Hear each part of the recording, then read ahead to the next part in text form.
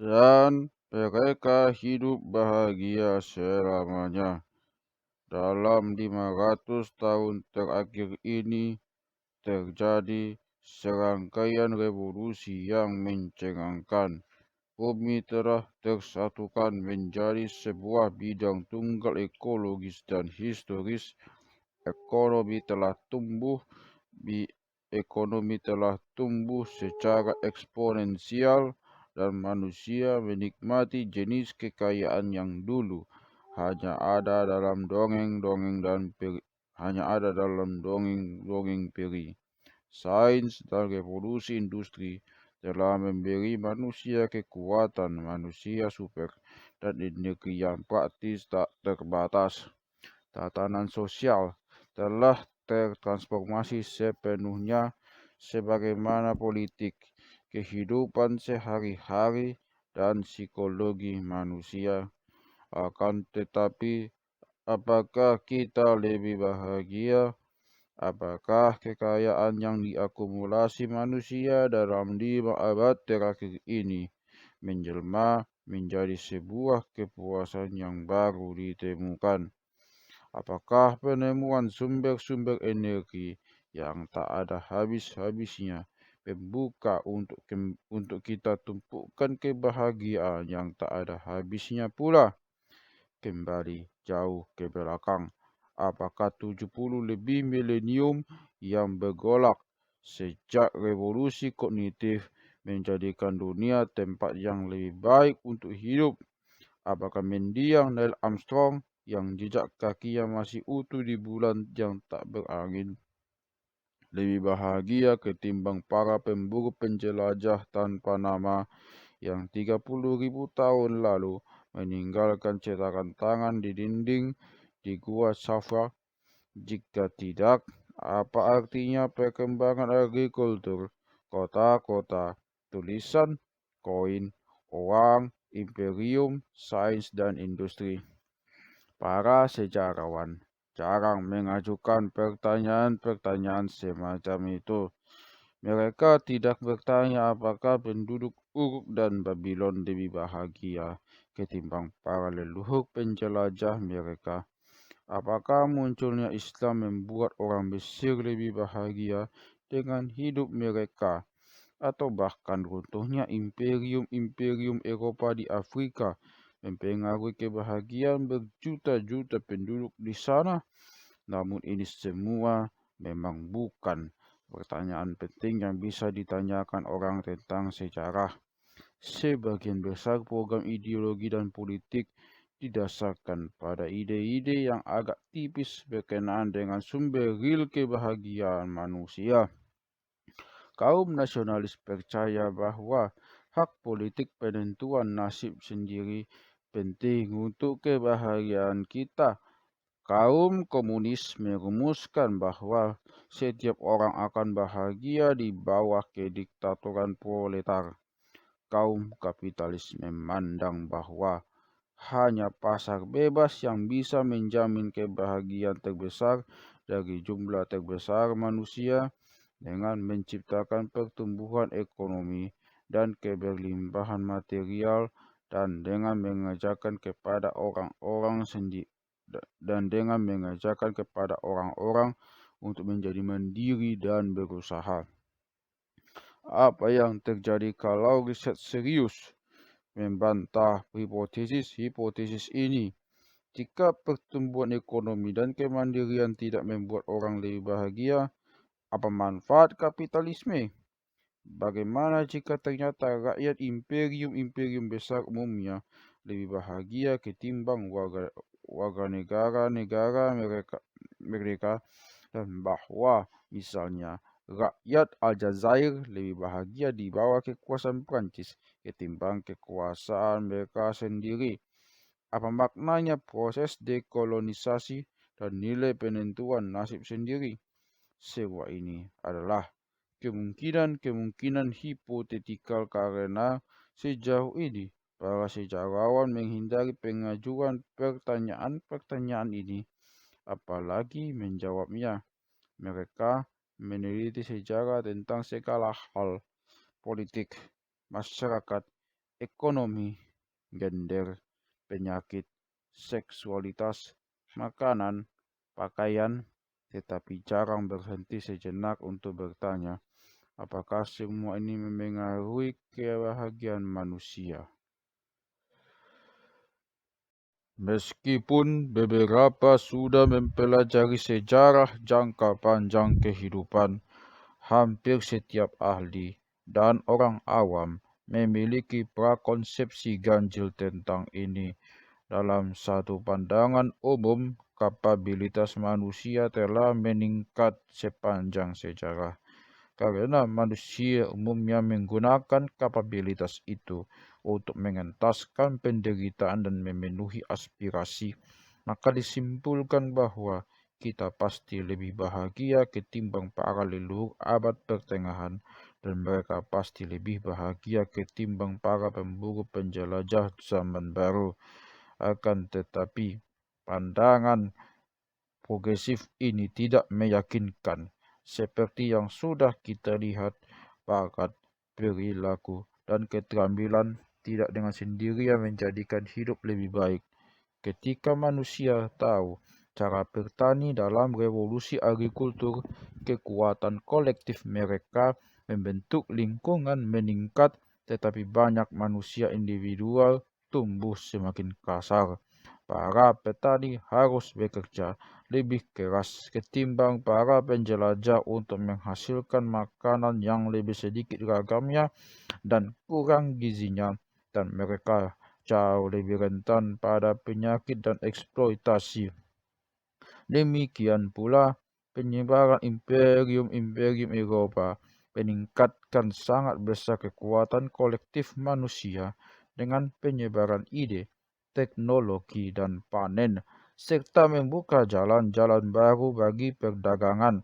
Namun, ini nyaris bukan berita bagus bagi jutaan orang Afrika, pribumi Amerika, dan aborigin Australia.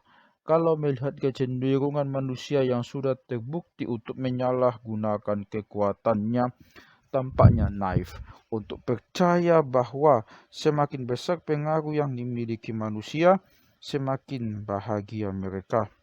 Sebagian penentang pandangan ini mengambil posisi yang berlawanan secara diametris. Mereka mengemukakan korelasi terbaik antara kapabilitas manusia dan kebahagiaan. Kekuasaan itu korup, kata mereka.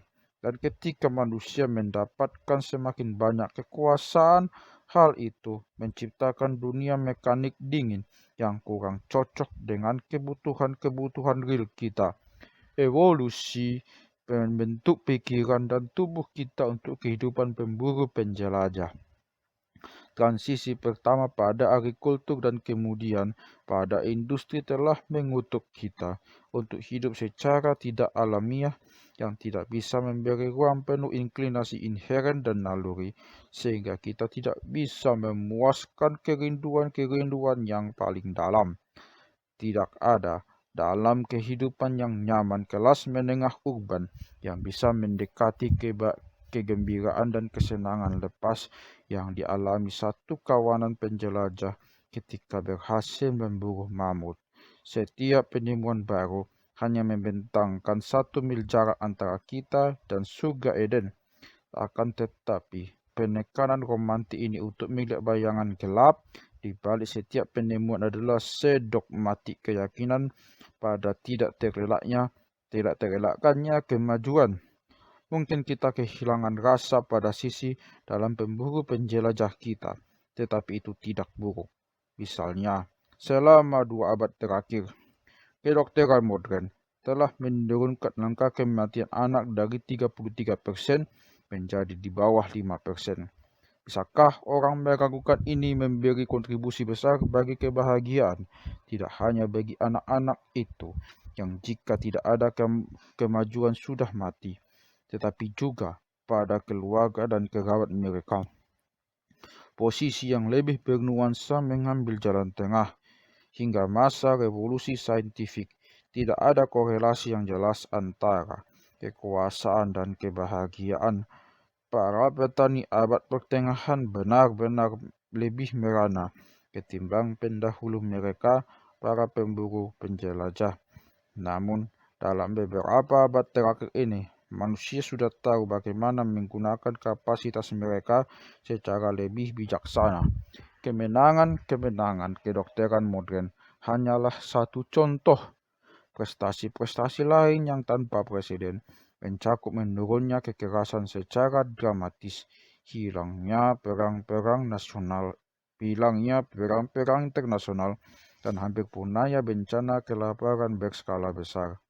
Akan tetapi, ini pun sebuah penyederhanaan yang berlebihan. Pertama-tama, pandangan itu mendasarkan penilaian optimistisnya pada sampel-sampel tahun yang sangat sedikit. Mayoritas manusia mulai menikmati buah dari kedokteran modern tidak lebih awal dari tahun 1850, dan drastisnya penurunan angka kematian anak adalah fenomena abad ke-20. Kelaparan massal terus melanda banyak manusia sampai pertengahan abad ke-20. Selama lompatan maju komunis Cina tahun 1958 sampai 1961, antara 10 sampai 50 juta manusia kelaparan sampai mati. Perang-perang internasional menjadi jarang terjadi baru setelah 1945, terutama berkat ancaman baru pemusnahan oleh nuklir.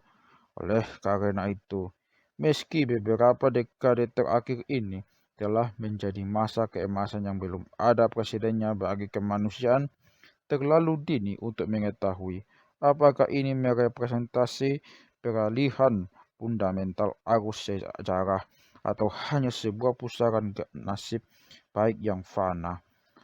Ketika menilai modernitas, terlalu menggoda untuk mengambil sudut pandang kelas menengah abad ke-21 di kalangan orang besar. Kita tidak boleh melupakan sudut pandang dari abad ke-19. Para penambang batu bara Wales, pecandu opium Cina, atau aborigin Tasmania. Tugas ini tidak kurang pentingnya ketimbang Homer Simpson. Kedua, bahkan masa keemasan singkat setengah abad terakhir terbukti bisa menanam bibit-bibit bencana masa depan. Selama beberapa dekade terakhir ini, kita telah mengganggu keseimbangan ekologis planet kita dalam banyak sekali cara-cara baru dan tampaknya akan disertai akibat-akibat buruk.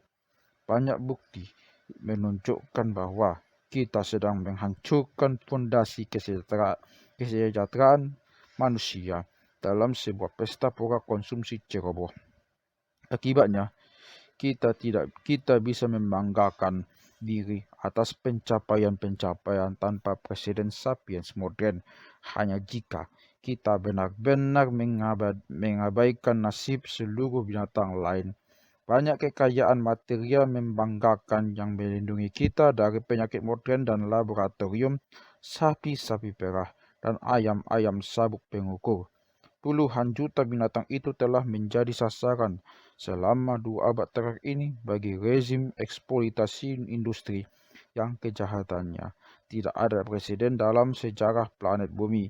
Jika kita menerima hanya 1/10 saja dari apa yang diklaim oleh para aktivis hak-hak binatang, maka agrikultur industri modern mungkin menjadi kejahatan terbesar dalam sejarah.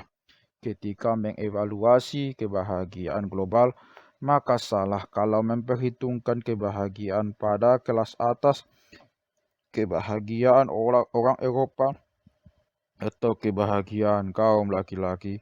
Mungkin salah juga kalau hanya mempertimbangkan kebahagiaan manusia. Menghitung kebahagiaan. Sejauh ini, kita telah membahas kebahagiaan seakan-akan ia hanya produk dari faktor-faktor material seperti kesehatan, diet, dan kekayaan.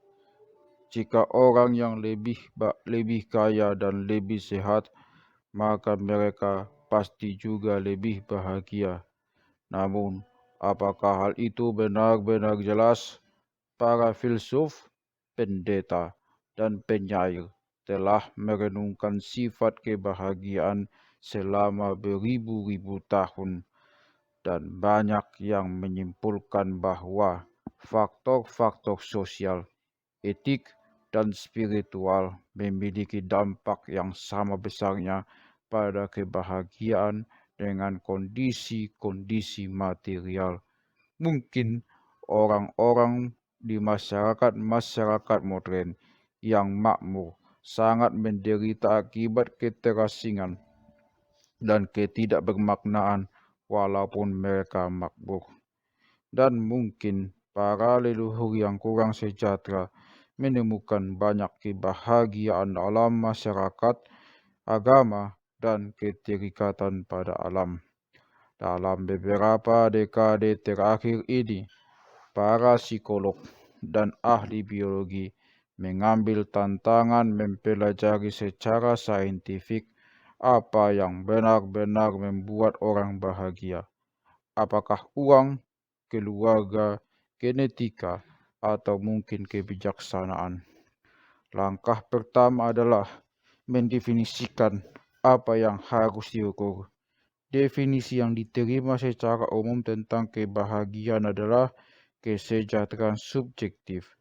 Kebahagiaan menurut pandangan ini adalah sesuatu yang saya rasakan di dalam diri saya sendiri, suatu perasaan yang entah itu kesenangan seketika atau kesenangan jangka panjang dengan keadaan yang berlangsung dalam hidup saya. Jika itu sesuatu yang dirasakan di dalam, bagaimana bisa diukur dari luar? Mungkin saja kita bisa melakukannya dengan meminta orang mengatakan kepada kita bagaimana perasaan mereka. Maka para ahli psikologi dan biologi yang ingin menilai seberapa orang merasa bahagia memberi merek kuesioner untuk diisi dan hasil-hasilnya dihitung. Kuesioner tentang kesejahteraan subjektif biasanya meminta responden untuk memberi nilai dengan rentang angka 0 sampai 10 sesuai dengan jawaban yang mereka pilih. Seperti, saya merasa bahagia dengan keadaan saya. Saya merasa kehidupan saya sangat membahagiakan. Saya optimistik tentang masa depan. Dan kehidupan ini baik. Peneliti kemudian menjumlahkan semua jawaban dan mengalkulasi tingkat umum kesejahteraan subjektif responden. Kuesioner semacam itu digunakan dalam rangka mengorelasikan kebahagiaan dengan berbagai faktor objektif. Satu studi mungkin membandingkan 1.000 orang yang berpenghasilan $100.000 setahun dengan 1.000 orang yang berpenghasilan $50.000. Jika studi menemukan bahwa kelompok pertama memiliki rata-rata level kesejahteraan subjektif level 8,7, sedangkan kelompok kedua memiliki rata-rata hanya 7,3.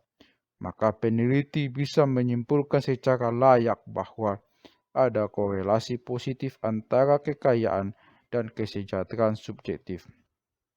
Maka dalam ungkapan bahasa Inggris sederhana bisa dikatakan uang membawa kebahagiaan. Metode yang sama bisa digunakan untuk menguji apakah orang-orang yang hidup dalam negara demokrasi lebih bahagia daripada orang-orang yang hidup dalam kediktaturan. Dan apakah orang yang menikah lebih bahagia ketimbang orang yang masih lajang, duda, atau janda. Ini memberi dasar bagi para sejarawan yang bisa menguji kekayaan, kebebasan politik, dan angka perceraian pada masa lalu. Jika orang lebih bahagia dalam demokrasi dan orang menikah lebih bahagia daripada yang cerai, seorang sejarawan punya basis untuk mengemukakan bahwa proses demokratisasi dalam beberapa dekade terakhir berkontribusi pada kebahagiaan manusia, sedangkan naiknya angka perceraian menunjukkan kecenderungan sebaliknya. Cara berpikir seperti ini bukan tanpa cacat, tetapi sebelum menunjuk lubang-lubang itu, ada baiknya mempertimbangkan temuan-temuan itu. Satu kesimpulan yang menarik adalah bahwa uang memang membawa kebahagiaan, namun pada suatu titik dan di luar titik itu signifikansinya kecil.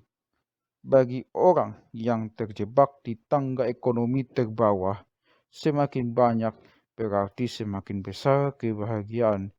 Jika Anda seorang ibu tunggal di Amerika dengan pendapatan $12.000 setahun sebagai tukang bersih-bersih rumah dan Anda tiba-tiba menang lotre $500.000, Anda mungkin mengalami sebuah lonjakan signifikan dan jangka panjang dalam hal kesejahteraan subjektif. Anda akan bisa memberi makan dan membeli pakaian untuk anak-anak tanpa tenggelam lebih jauh ke dalam lilitan utang.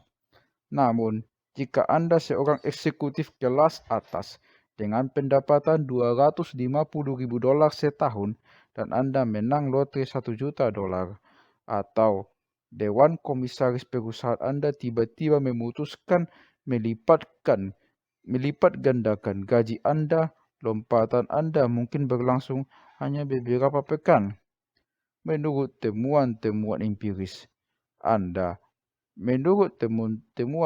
empiris hampir pasti, keadaan seperti itu tidak akan mendatangkan perubahan besar perasaan Anda dalam jangka panjang.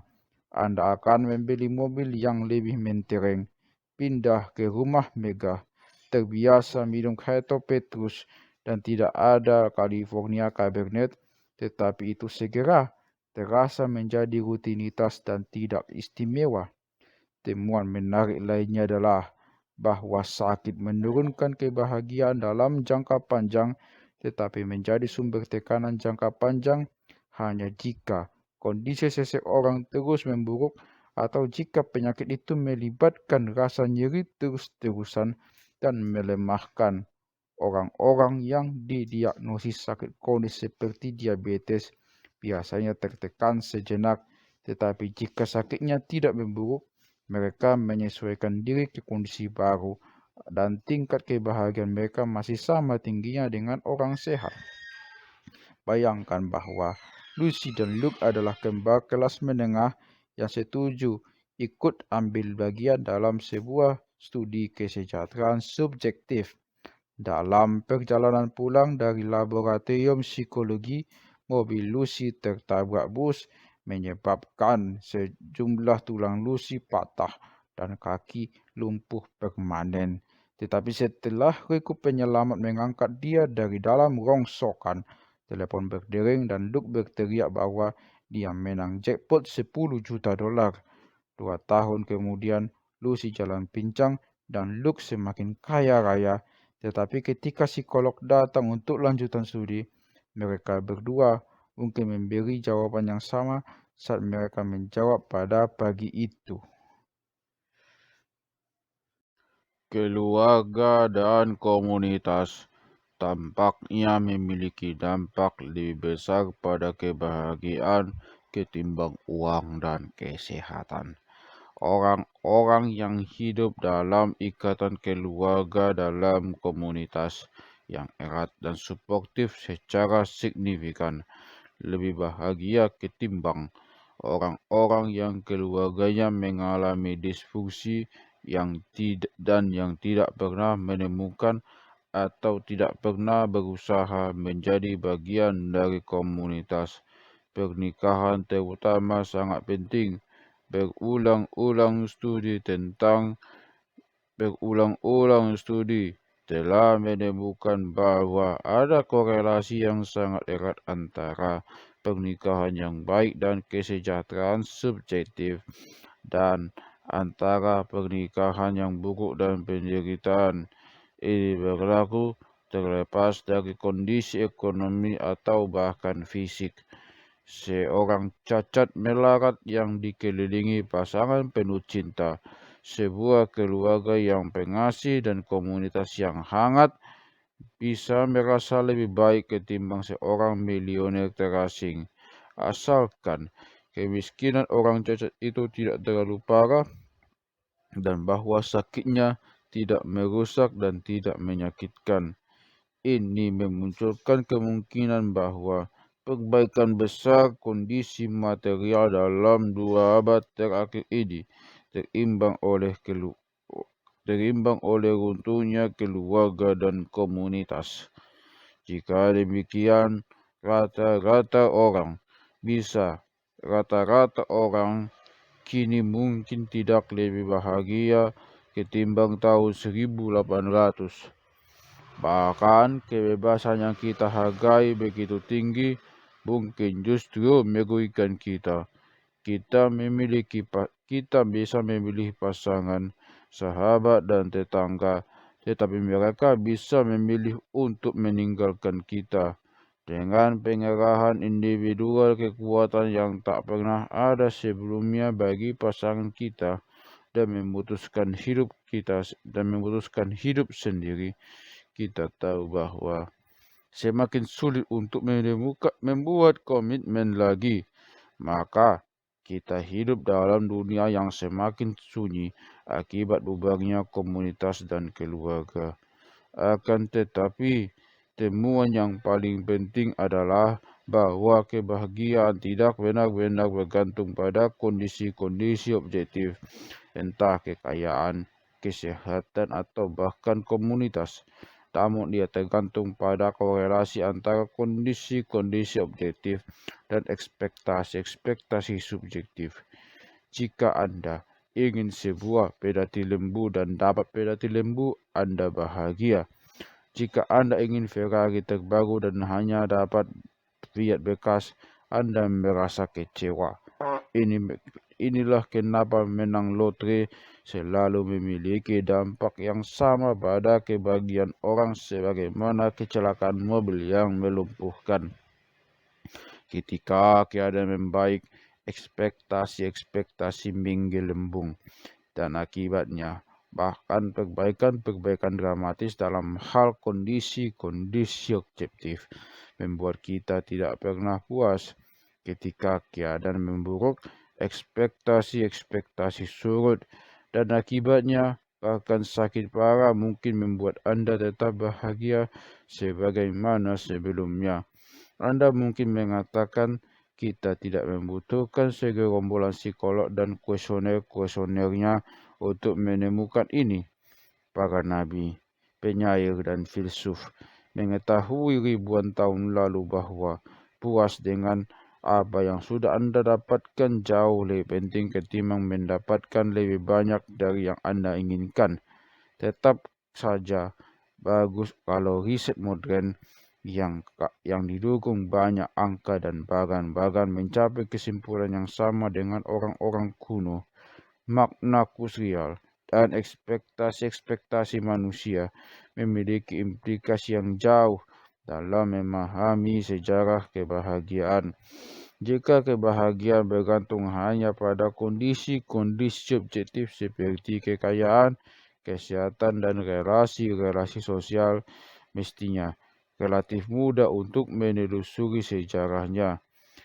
Temuan bahwa ia bergantung pada ekspektasi-ekspektasi subjektif membuat tugas para sejarawan menjadi jauh lebih sulit. Kita orang-orang modern memiliki segudang obat penenang dan pereda rasa sakit, tetapi ekspektasi-ekspektasi kita akan kemudahan dan kesenangan dan intoleransi kita pada ketidakenakan dan ketidaknyamanan meningkatkan sampai ke titik yang bisa membuat kita sangat menderita akibat sakit lebih dari yang dirasakan oleh para leluhur kita. Sulit untuk menerima garis pemikiran ini. Problemnya adalah kekeliruan nalar yang melekat di dasar sanubari kita. Ketika kita berusaha menerka atau membayangkan betapa bahagia orang lain saat ini, atau betapa bahagia orang pada masa lampau. Tak terelakkan, kita pun membayangkan diri kita pada dalam sepatu mereka.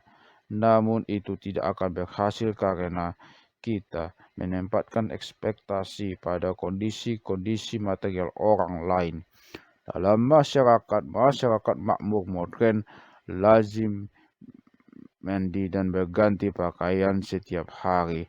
Para petani abad pertengahan tidak mencuci baju berbulan-bulan dan hampir tidak berganti pakaian. Pemikiran tentang hidup seperti ini kotor dan bau sampai menusuk tulang dan buat kita merasa jijik. Namun para petani abad pertengahan tampaknya tidak hirau. Mereka biasa merasakan dan mencium aroma baju yang tak dicuci. Yang terjadi bukan mereka tidak ingin ganti baju, melainkan tak punya. Mereka bisa dapatkan apa yang mereka inginkan. Jadi, sekurang-kurangnya dalam urusan berpakaian ini, mereka senang-senang saja. Itu tidak mengejutkan ketika Anda memikirkannya. Lagi pula, simpanse sepupu kita jarang mandi dan tidak pernah ganti baju. Kita pun tidak jengkel dengan fakta bahwa piaraan kita, anjing dan kucing, tidak mandi atau ganti jubah setiap hari. Kita tepuk, peluk, dan cium mereka tidak apa-apa.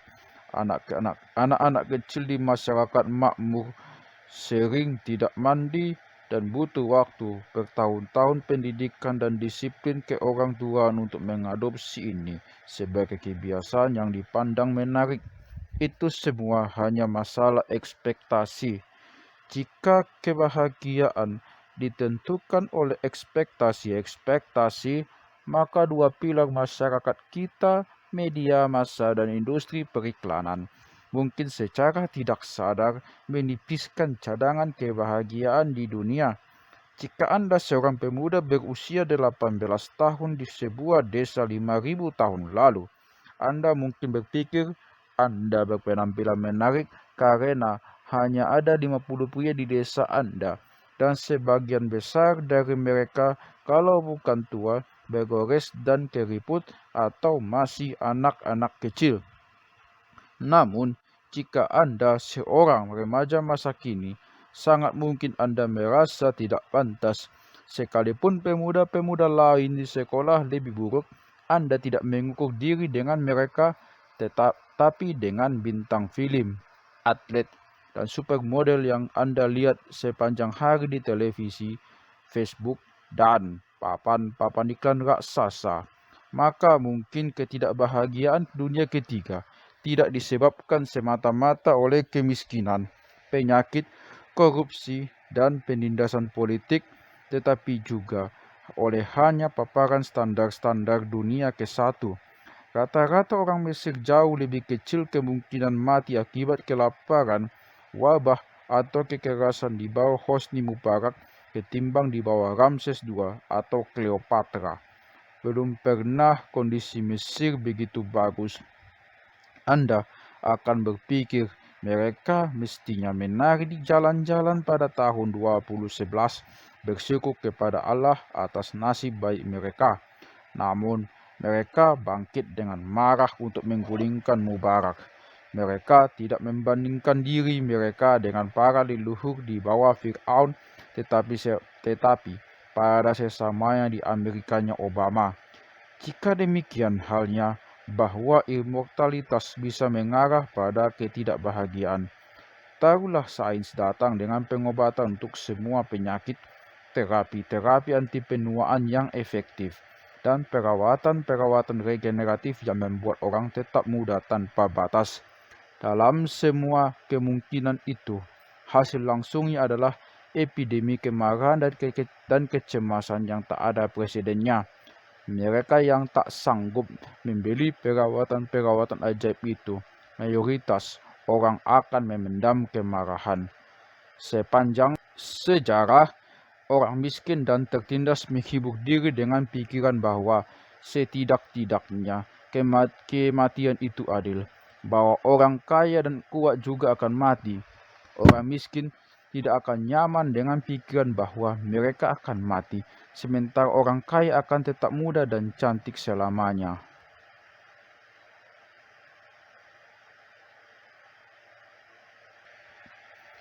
Akan tetapi, minoritas mungil yang mampu menjangkau perawatan-perawatan baru itu pun tidak akan euforia. Mereka akan memiliki banyak hal untuk dicemaskan.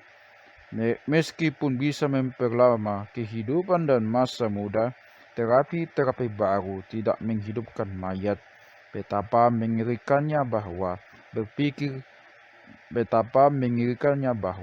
saya berpikir dan orang-orang tercinta bisa hidup selamanya, tetapi hanya jika kita tidak ditabrak truk atau diledakkan menjadi serpihan-serpihan oleh seorang teroris.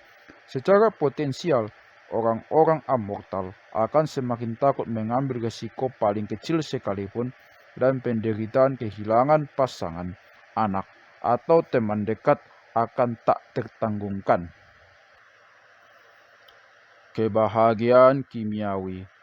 Para ilmuwan sosial mendistribusikan kuesioner-kuesioner kesejahteraan subjektif dan mengorelasikan hasil-hasilnya dengan faktor-faktor sosioekonomi seperti kekayaan, kesehatan, dan kebebasan politik.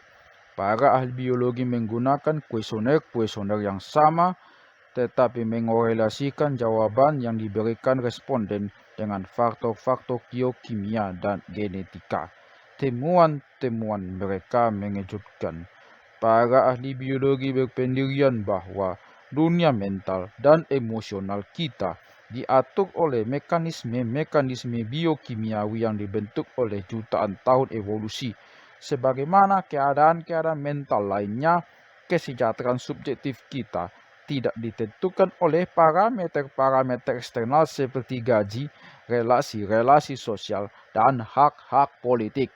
Namun, ia ditentukan oleh suatu sistem yang kompleks seperti saraf, neuron, sinaps, dan berbagai zat biokimiawi seperti serotonin, dopamin, dan oksitosin.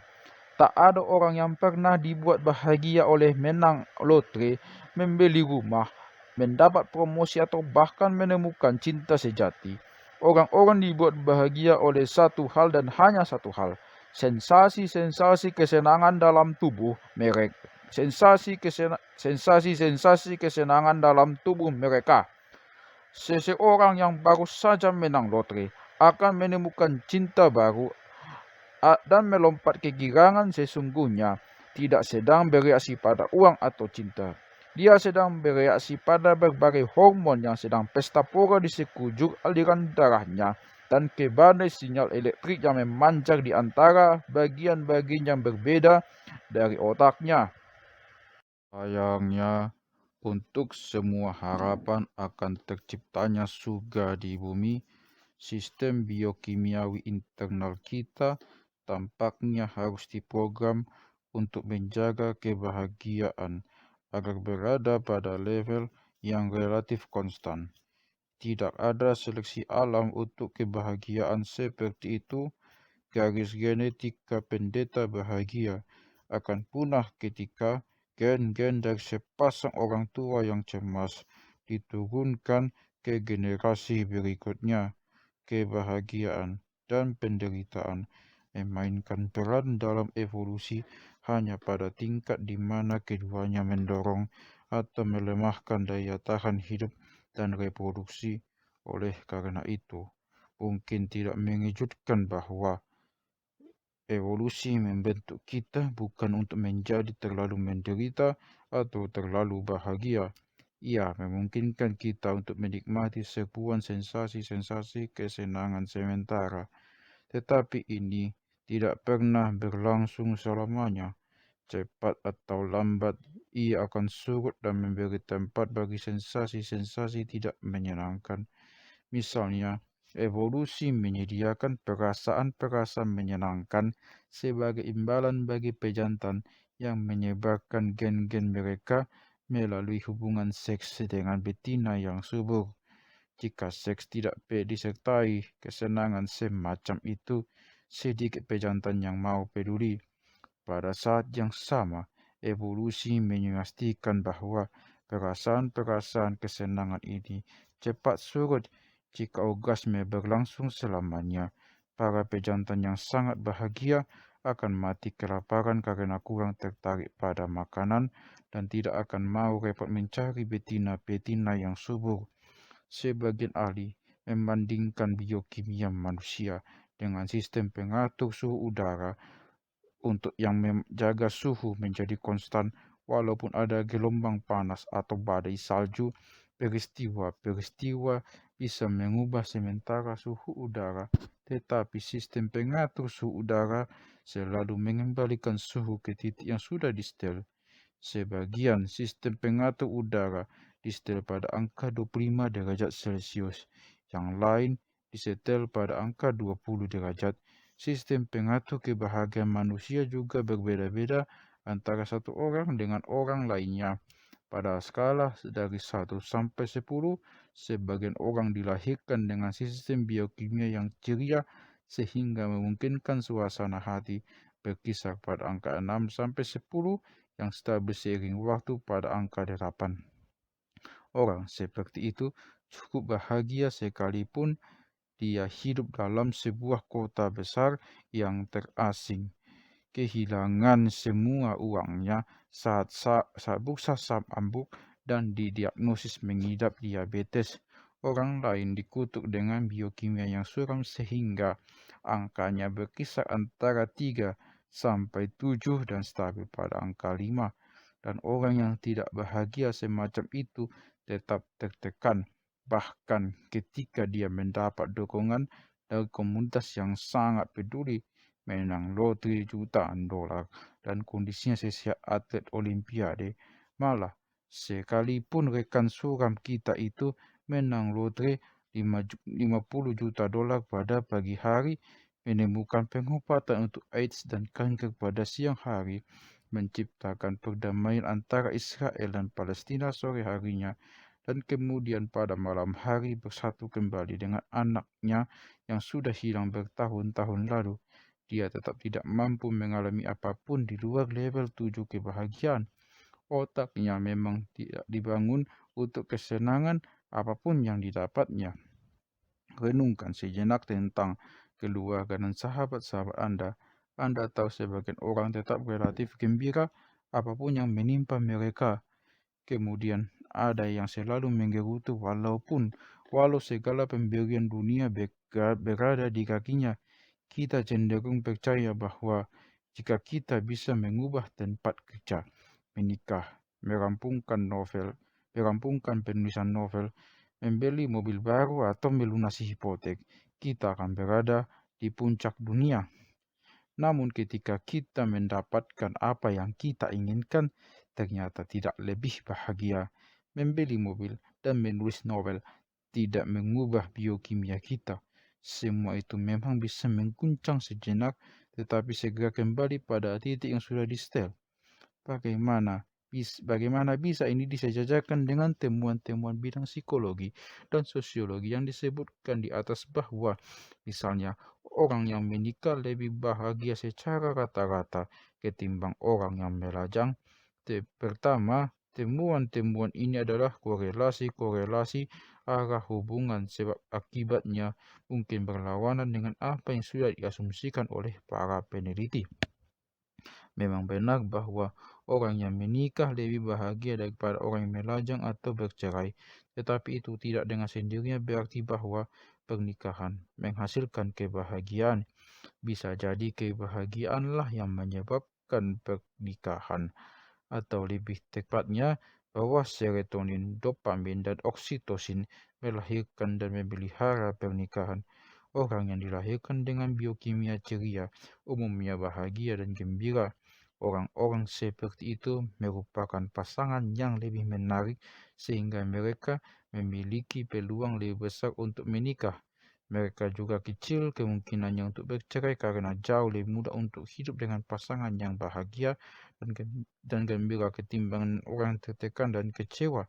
Akibatnya, benar bahwa Orang yang menikah lebih bahagia secara rata-rata ketimbang bujangan, tetapi perempuan lajang cenderung murung karena biokimianya tidak dengan sendirinya menjadi lebih bahagia jika dia berhubungan dengan seorang suami. Selain itu, sebagian besar ahli biologi tidaklah fanatik. Mereka berpandangan bahwa kebahagiaan ditentukan oleh biokimia, tetapi mereka setuju bahwa faktor-faktor psikologis dan sosiologis juga punya tempat. Sistem pengatur udara mental kita memiliki keleluasan bergerak dalam batas-batas yang sudah ditentukan. Hampir mustahil untuk melampaui batas-batas emosional atas dan bawah, tetapi pernikahan dan perceraian bisa memiliki dampak pada area di antara keduanya. Seseorang yang dilahirkan dengan rata-rata kebahagiaan level 5 tidak akan pernah menari liar di jalan-jalan, namun sebuah pernikahan yang baik seharusnya memungkinkan dia untuk menikmati level kebahagiaan 7 dari waktu ke waktu dan menghindari kesedihan level 3. Jika kita menerima pendekatan biologis atas kebahagiaan, maka sejarah ternyata kecil maknanya, karena sebagian besar peristiwa-peristiwa sejarah tidak memiliki dampak pada biokimia kita. Sejarah bisa mengubah stimulus eksternal yang menyebabkan serotonin dikeluarkan, tetapi ia tidak mengubah level serotonin yang dihasilkan sehingga tidak bisa membuat orang menjadi lebih bahagia. Bandingkan seorang petani abad pertengahan Prancis dengan bankir Paris modern. Petani itu hidup di sebuah gubuk tanah liat yang tak dipanaskan menghadap kandang babi setempat.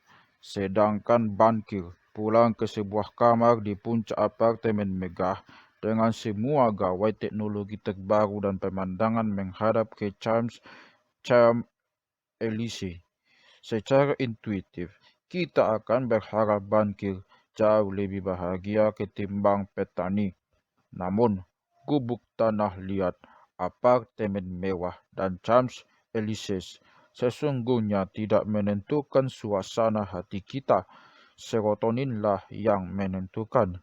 Ketika petani abad pertengahan merampungkan pembuatan gubuk tanah liatnya, neuron-neuron di otaknya melepaskan serotonin, membawanya ke level ke-10. Ketika pada 2013, bankir itu melakukan pembayaran cicilan terakhir apartemennya, neuron-neuron dalam otaknya melepaskan serotonin dalam jumlah yang sama, membawanya ke level ke-10 juga. Maka tidak ada perbedaan pada otak yang membuat apartemen mewah jauh lebih nyaman ketimbang gubuk tanah liat. Satu-satunya hal yang berarti adalah bahwa saat ini serotonin mencapai level ke-10. Akibatnya, bankir tidak akan lebih bahagia sedikit pun ketimbang kakek moyangnya, si petani miskin abad pertengahan. Ini berlaku tidak hanya pada kehidupan privat, tetapi juga pada peristiwa-peristiwa kolektif besar. Ambil contoh misalnya Revolusi Prancis. Kaum revolusioner sibuk. Mereka mengeksekusi raja, memberikan lahan kepada para petani, mendeklarasikan hak-hak asasi manusia, menanggalkan hak-hak istimewa kaum bangsawan, dan melancarkan perang terhadap seluruh Eropa. Namun, tak satu pun yang mengubah biokimia Prancis. Akibatnya, terlepas dari gejolak-gejolak politik, sosial, ideologis, dan ekonomis yang dihadirkan oleh revolusi, dampaknya pada kebahagiaan Prancis kecil. Mereka yang mendapat biokimia ceria dalam undian genetika sama bahagianya dengan sebelum dan sesudah revolusi. Mereka yang memiliki biokimia suram mengubah tentang Robespierre dan Napoleon dengan kepahitan yang sama dengan yang mereka alami sebelumnya terhadap Louis XVI dan Marie Antoinette. Jika demikian, apa yang lebih bagus dari revolusi Prancis? Jika orang-orang tidak menjadi lebih bahagia, lalu apa makna dari semua kekacauan, ketakutan, darah, dan perang? Para ahli biologi tidak akan pernah menyerbu Bastil.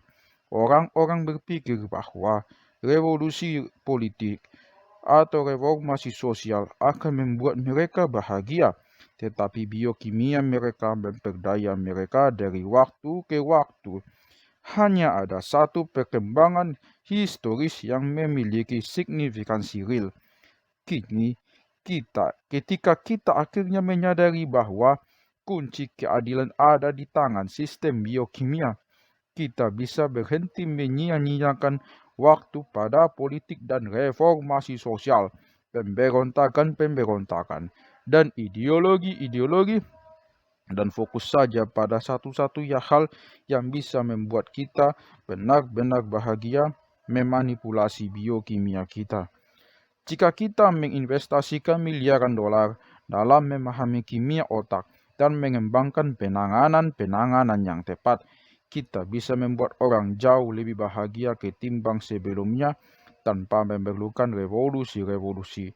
Prozac misalnya memang tidak mengubah rezim, tetapi dengan menaikkan level serotonin, ia mengangkat orang keluar dari depresi. Tak ada yang bisa menangkap argumen biologis yang lebih bagus ketimbang slogan terkenal abad baru, kebahagiaan dimulai dari dalam. Uang, status sosial, operasi plastik, rumah-rumah indah, posisi-posisi kuat. Tak satu pun dari semua ini akan membawakan kebahagiaan kepada Anda. Bahagia yang awet hanya datang dari serotonin, dopamin, dan oksitosin. Dalam novel distopia Aldous Huxley berjudul Brave New World yang diterbitkan pada 1932, di tengah memuncaknya depresi besar, kebahagiaan adalah nilai tertinggi dan obat psikiatris menggantikan polisi dan pemungutan suara menjadi fondasi politik. Setiap hari, setiap orang meminum satu dosis soma, satu obat sintesis yang membuat orang bahagia tanpa merusak produktivitas dan efisiensi mereka. Negara dunia yang memerintah seluruh bumi tidak pernah terancam oleh perang, revolusi, serangan, atau demonstrasi, karena semua rakyat sangat bahagia dengan kondisi yang sedang mereka rasakan. Apapun itu, visi Huxley tentang masa depan jauh lebih mengganggu ketimbang 1984-nya George Orwell. Dunia Huxley tampaknya mengerikan bagi sebagian pembaca, tetapi sulit untuk menjelaskan alasannya. Setiap orang bahagia sepanjang waktu. Apanya yang salah dengan itu? Makna kehidupan. Dunia Huxley yang membingungkan didasarkan pada asumsi biologis bahwa kebahagiaan sama dengan kesenangan. Untuk menjadi bahagia, tidak kurang dan tidak lebih adalah mengalami kesenangan sensasi-sensasi ragawi. Karena biokimia kita membatasi volume dan durasi sensasi-sensasi ini. Satu-satunya cara agar orang mengalami kebahagiaan tingkat tinggi dalam rentang waktu yang panjang adalah memanipulasi sistem biokimia mereka. Akan tetapi, definisi kebahagiaan itu ditentang oleh sebagian ahli. Dalam satu studi yang terkenal, Daniel Kahneman, pemenang hadiah Nobel di bidang ekonomi, meminta orang untuk menceritakan hari kerja biasa, menguraikannya episode demi episode, dan mengevaluasi seberapa besar mereka menikmati atau tidak menyukai setiap momen.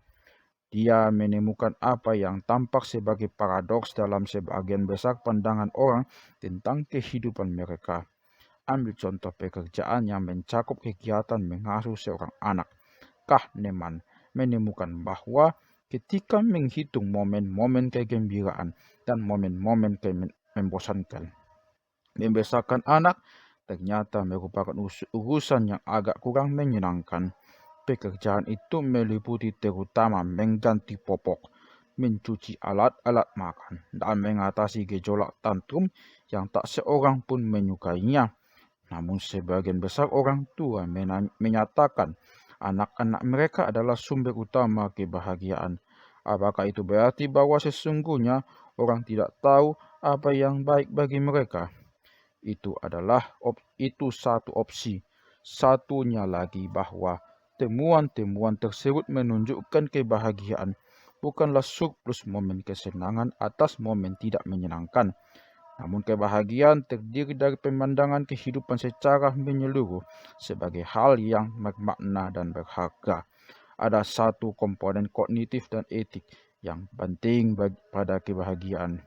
Nilai-nilai kita merupakan hal yang paling berarti dalam hal apakah kita memandang diri kita budak-budak yang menderita bagi bayi diktator atau pengusuh penuh cinta bagi makhluk hidup baru. Sebagaimana dijelaskan Nietzsche, jika Anda punya jawaban untuk pertanyaan mengapa harus hidup, Anda pasti mampu mengatasi hampir semua urusan terkait pertanyaan bagaimananya.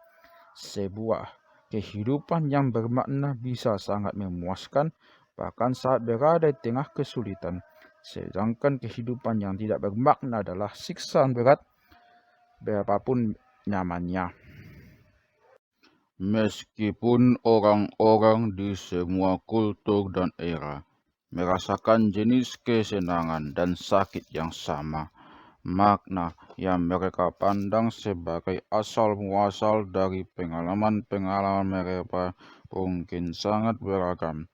Jika demikian, sejarah kebahagiaan mungkin jauh lebih rumit ketimbang yang dirasakan para ahli biologi. Itu adalah sebuah kesimpulan yang tidak dengan sendirinya mendukung modernitas. Kalau kehidupan dinilai menit demi menit, maka orang-orang abad pertengahan pasti berat. Namun jika mereka percaya janji kebahagiaan abadi di akhirat, mereka tentu memandang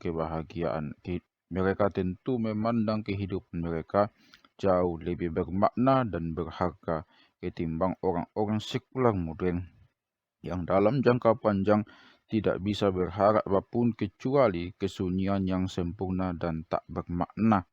Kalau ditanya, apakah kamu puas dengan kehidupanmu secara keseluruhan? Orang pada abad pertengahan mungkin memberikan angka kuesioner yang sangat tinggi untuk mendukung kesejahteraan subjektif.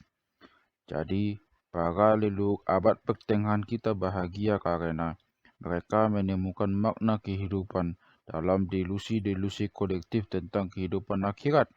Ya, sepanjang tidak ada seorang pun yang mengusik fantasi-fantasi mereka, mengapa tidak? Sejauh yang bisa kita ketahui dari sudut pandang yang murni saintifik, kehidupan manusia sama sekali tidak punya makna. Manusia adalah hasil dari proses buta evolusi yang beroperasi tanpa tujuan dan sasaran. Tindakan-tindakan kita bukanlah bagian dari rencana kosmis ilahiyah. Dan jika planet bumi harus meledak besok pagi, alam semesta mungkin tetap berjalan sebagaimana biasanya. Sejauh yang bisa ketahui pada titik ini, subjektivitas manusia tidak akan terjawab. Karena itu, setiap makna yang dipandang sebagai asal muasal kehidupan mereka hanyalah delusi. Makna-makna duniawi lain yang ditemukan masyarakat abad pertengahan dalam kehidupan mereka tidak lebih delusional ketimbang makna-makna yang ditemukan humanis, nasionalis, dan kapitalis modern. Para ilmuwan yang mengatakan kehidupannya bermakna karena dia meningkatkan tumpukan pengetahuan manusia, tentara yang mendeklarasikan kehidupannya bermakna karena dia berjuang untuk membela tanah air, dan pengusaha menemukan makna dalam membangun sebuah perusahaan baru tak kurang delusional dibandingkan dengan timpalannya pada abad pertengahan menemukan makna dalam membaca kitab-kitab suci, berjuang di perang salib, atau membangun katedral baru. Jadi, mungkin kebahagiaan mensinkronkan delusi-delusi personal seseorang akan makna dengan delusi-delusi yang bertahan secara kolektif. Sepanjang narasi personal saya sejalan dengan narasi orang-orang di sekitar saya bisa meyakinkan diri bahwa kehidupan saya bermakna dan menemukan kebahagiaan dalam keyakinan itu. Ini kesimpulan yang sangat berat. Apakah kebahagiaan benar-benar bergantung pada delusi pribadi? Kenali dirimu sendiri. Jika kebahagiaan didasarkan pada perasaan sensasi-sensasi kesenangan, maka untuk menjadi lebih bahagia, kita perlu merekayasa kembali sistem biokimia kita. Jika kebahagiaan didasarkan pada perasaan bahwa kehidupan itu bermakna, maka untuk menjadi lebih bahagia, kita perlu mendelusi diri secara efektif. Adakah alternatif ketiga? Kedua pandangan di atas memiliki kesamaan asumsi bahwa kebahagiaan adalah sebentuk perasaan subjektif, entah itu kesenangan atau makna, dan bahwa adalah untuk menikmati kebahagiaan seseorang yang kita butuhkan hanyalah bertanya bagaimana perasaan mereka. Bagi banyak orang di antara kita, itu tampak logis karena agama dominan dalam masa kita adalah liberalisme. Liberalisme memuja perasaan subjektif individu-individu. Ia memandang perasaan-perasaan tersebut sebagai sumber otoritas tertinggi. Apa yang baik dan apa yang buruk, apa yang indah dan apa yang harus, apa yang baik dan apa yang buruk, apa yang indah dan apa yang buruk, apa yang harus dan apa yang tidak boleh, semuanya ditentukan oleh apa yang dirasakan setiap orang dari kita. Politik liberal didasarkan pada ide bahwa para pemberi suara lah yang paling tahu dan tidak dibutuhkan saudara tua yang mengajari kita apa yang bagus buat kita. Ekonomi liberal didasarkan pada ide bahwa pelanggan selalu benar. Seni liberal mendeklarasikan bahwa keindahan ada di mata penonton. Para pelajar di sekolah-sekolah dan universitas-universitas liberal diajari untuk berpikir bagi diri mereka sendiri. Iklan-iklan mendesak kita. Lakukan saja. Film-film laga, drama-drama panggung, dan opera-opera sabun, novel, dan lagu-lagu pop ringan mengindoktrinasi kita terus-menerus. Jadilah dirimu sendiri, dengarlah dirimu sendiri. Ikuti kata hatimu. Jean-Jacques Rousseau menyatakan pandangan ini dengan cara yang paling klasik. Apa yang saya rasakan bagus adalah bagus. Apa yang saya rasakan jelek adalah jelek. Orang yang dibesarkan sejak bayi dengan diet dari slogan-slogan semacam itu cenderung percaya bahwa kebahagiaan adalah perasaan subjektif dan bahwa setiap individu adalah yang paling tahu apakah dia bahagia atau menderita. Namun pandangan ini unik pada liberalisme. Sebagian besar agama dan ideologi sepanjang sejarah menyatakan bahwa ada garis pengukur objektif untuk kebijakan dan keindahan dan untuk masalah bagaimana keadaan yang seharusnya. Mereka mencurigai perasaan dan pilihan orang biasa di gerbang kuil Apollo di Delphi. Para peziarah disambut prasasti berbunyi, kenali dirimu sendiri.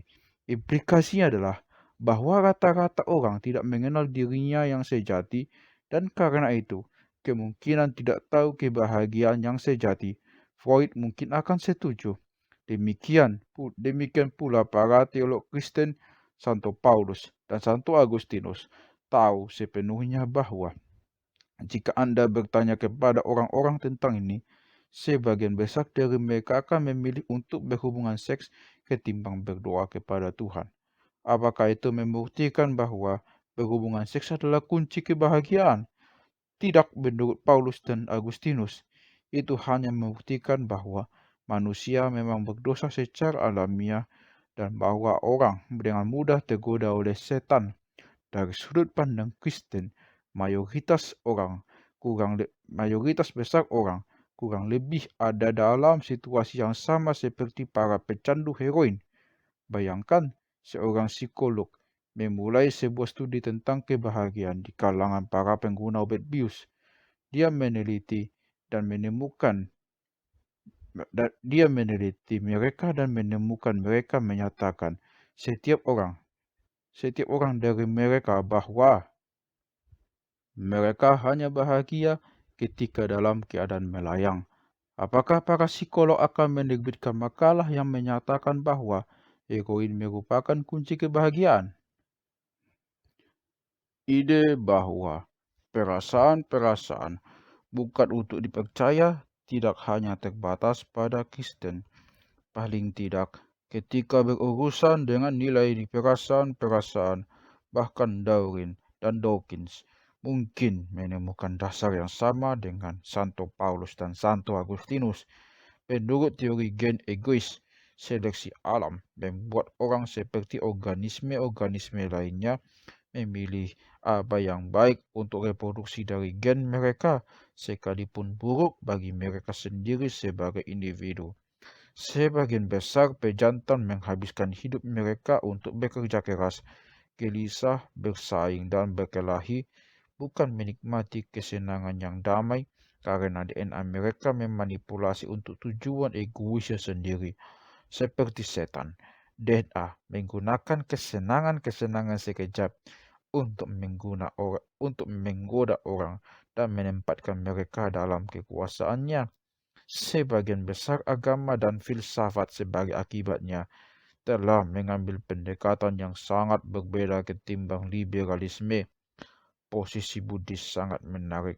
Buddhisme menempatkan masalah kebahagiaan lebih penting ketimbang mungkin semua kredo lain manusia. Selama 2500 tahun, umat Buddha mempelajari secara sistematis esensi dan penyebab-penyebab kebahagiaan yang menjadi penyebab mengapa ada minat yang tumbuh di kalangan komunitas saintifik pada filosofi dan praktik meditasi mereka. Buddhisme memiliki kesamaan pandangan dasar dengan pendekatan biologis untuk masalah kebahagiaan, yakni bahwa kebahagiaan merupakan hasil dari proses-proses yang terjadi dalam tubuh seseorang dan bukan dari peristiwa-peristiwa di dunia luar. Meskipun demikian, kesamaan dari pandangan itu, Buddhisme mencapai konklusi-konklusi yang sangat berbeda. Menurut Buddhisme, sebagian besar orang mengidentifikasi kebahagiaan dengan perasaan-perasaan gembira dan mengidentifikasi penderitaan dengan perasaan-perasaan tidak senang. Akibatnya, orang menganggap apa yang dirasakannya sebagai sumber makna yang besar dengan bernafsu untuk mengalami terus-menerus kesenangan seraya menghindari rasa sakit.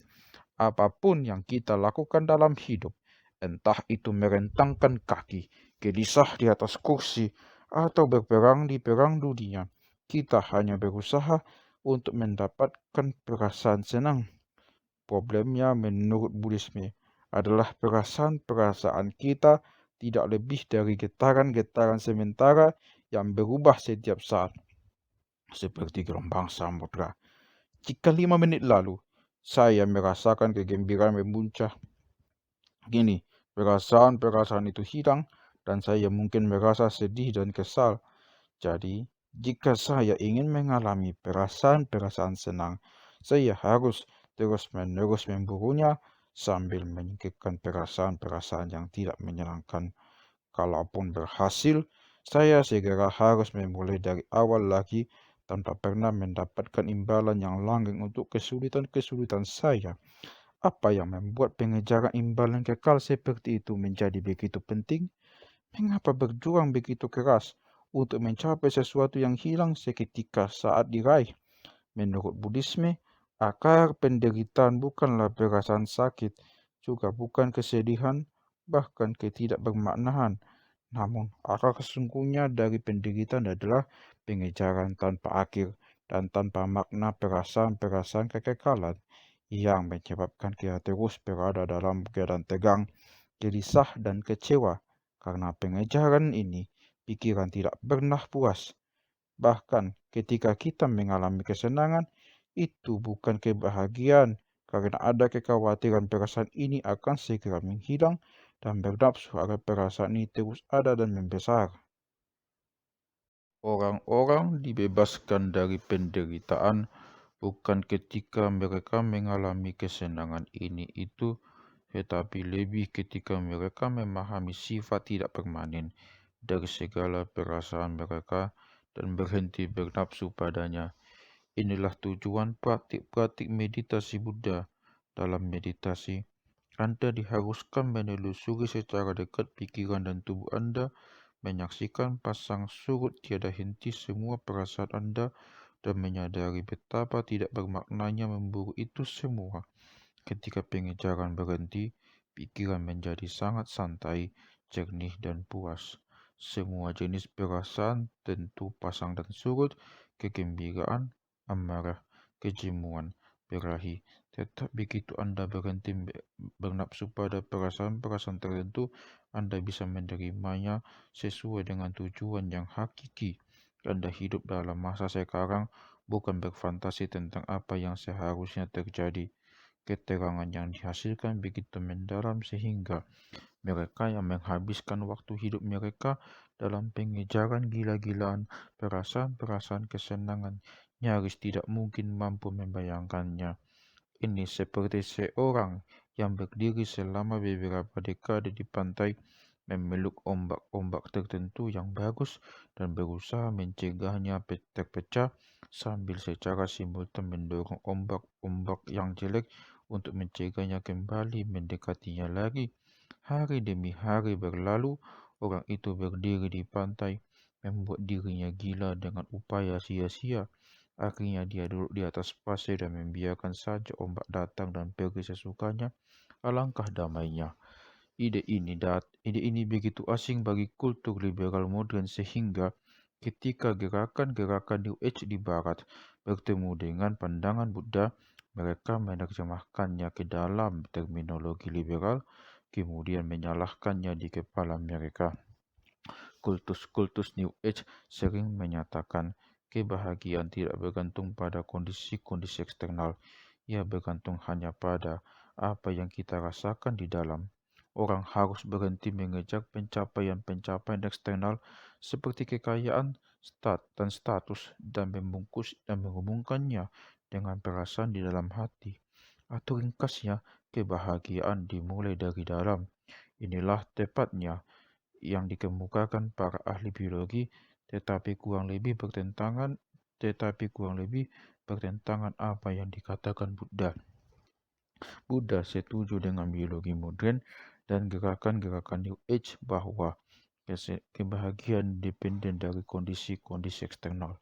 Namun pandangannya yang lebih penting dan jauh lebih mendalam adalah bahwa kebahagiaan sejati juga independen dari perasaan-perasaan hati kita. Sungguh, semakin besar kita mementingkan perasaan kita, semakin besar kita bernafsu padanya, dan semakin berat kita menderita. Rekomendasi Buddha adalah menghentikan tidak hanya pengejaran pencapaian-pencapaian eksternal, tetapi juga pengejaran perasaan-perasaan dalam hati. Untuk meringkasnya, kuesioner-kuesioner kesejahteraan subjektif mengidentifikasi kesejahteraan kita dengan perasaan-perasaan subjektif kita dan mengidentifikasi pengejaran kebahagiaan dengan pengejaran keadaan-keadaan emosional tertentu. Sebaliknya, bagi banyak filosofi dan agama tradisional seperti Buddhisme, kunci kebahagiaan adalah mengetahui kebenaran tentang diri sendiri. Untuk memahami siapa atau apa sesungguhnya Anda. Sebagian besar orang salah mengidentifikasi diri dengan perasaan-perasaan mereka, pikiran-pikiran mereka, kesukaan dan ketidaksukaan mereka. Ketika mereka merasakan amarah, mereka pikir, saya marah, tak ini marah saya. Akibatnya, mereka menghabiskan hidup untuk menghindari jenis-jenis perasaan tertentu, dan pengejaran tiada henti itu memerangkap mereka dalam penderitaan. Jika memang demikian, maka seluruh pemahaman kita tentang sejarah kebahagiaan mungkin tersesat. mungkin tidak begitu penting apakah ekspektasi orang-orang terpenuhi dan apakah mereka menikmati perasaan-perasaan senang. Pertanyaan utamanya adalah, apakah orang tahu kebenaran tentang diri mereka sendiri? Apa bukti yang kita punyai bahwa orang saat ini memahami kebenaran ini lebih baik daripada para pengembara kuno atau petani abad pertengahan? Para ahli baru mulai mempelajari sejarah kebahagiaan beberapa tahun lalu, dan kita masih merumuskan hipotesis-hipotesis awal dan mencari metode riset yang tepat. Terlalu dini untuk mengadopsi kesimpulan-kesimpulan kaku dan mengakhiri perdebatan yang sesungguhnya bahkan belum dimulai. Yang penting adalah untuk mengetahui sebanyak mungkin pendekatan yang berbeda dan menanyakan pertanyaan yang tepat. Sebagian besar buku sejarah fokus pada ide-ide para pemikir besar, para jagoan perang pemberani, para santa dermawan, dan kreativitas para seniman.